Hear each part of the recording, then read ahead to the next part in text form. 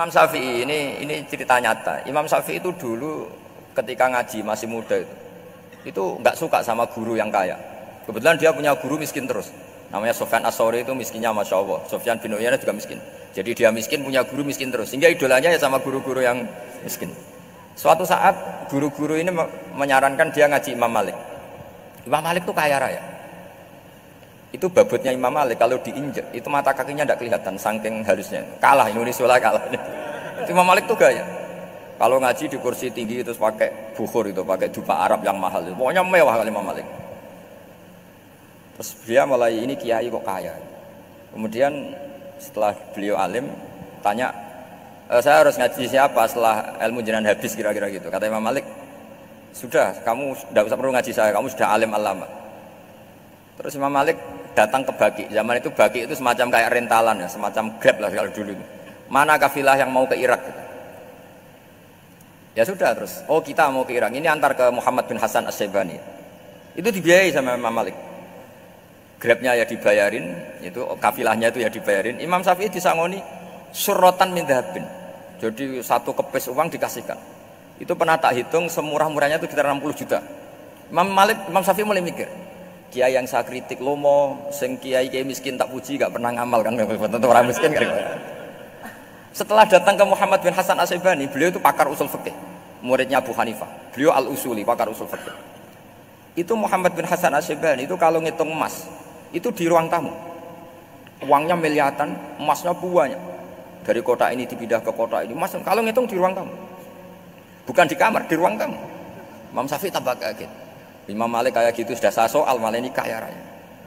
Setelah Imam Syafi'i kelihatan kaget, digojlek sama Muhammad bin Hasan As-Syaibani karena beliau senior. Atajabu min hadza, kamu aneh melihat ini? Iya. Kenapa? Ulama kok kaya raya. Terus kata Muhammad bin Hasan, ya sudah, uang ini tak kasihkan orang-orang fasik, binti gue demenan, gue nyabu, gue macam-macam. Oh jangan, nanti dipakai maksiat. Pun jenengan mawon sing suka. Semenjak itu Imam Syafi'i rubah. Jadi kalau kampus ini ingin akreditasi A, ingin mulia, ingin apa, kamu ridho kalau yang punya prestasi seperti itu adalah orang-orang fasik. Ridho enggak? Enggak kan? Maka didoakan ini. Nah itu namanya berpikir secara usuli.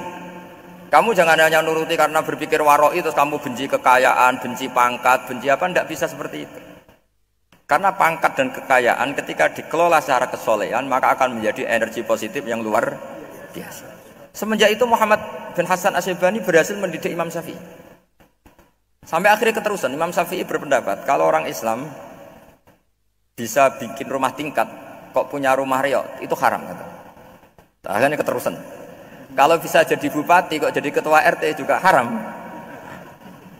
Karena al-Islam ya'lu wala yu'la alaih.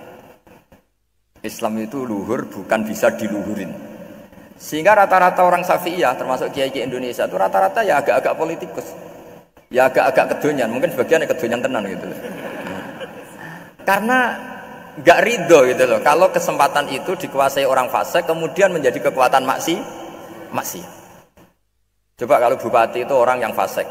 Kemudian programnya supaya rakyat seneng semalaman dangdutan yang purno misalnya. Supaya rakyat seneng dibolehkan dugem, dibolehkan judi. Tapi kalau yang jabat orang soleh kan ada beberapa perda yang menolak penyakit apa? Masyarakat. Jadi kamu jangan melihat bahwa kepangkatan ini hanya sebagai alat korupsi, alat otoriter, enggak. Asal kena orang soleh, maka ini menjadi energi kesolehan atau energi positif. Sebab itu ketika Allah muji para nabi yang soleh, diantaranya disifati apa? Faqad ataina ala Ibrahim al-kitab wal hikmata, terus ayat wa atainahum mulkan azim. Dan Nabi Ibrahim dan keluarganya tak kasih kerajaan yang besar. Nah sekarang masih banyak orang yang cara pandang ngapain bikin unisula yang megah, ngapain berambisi punya akreditasi A dan sebagainya. Menyoal seperti itu salah secara usul fikih. Karena secara usul fikih kesempatan yang baik tentu harus diperjuangkan oleh orang-orang yang soleh. Karena ini supaya jadi otoritas yang positif. Itu dulu ada latihannya. Jadi orang dulu itu gampang sekali ketika milih miskin ditanya, kenapa miskin? Saya ingin hisab saya ringan.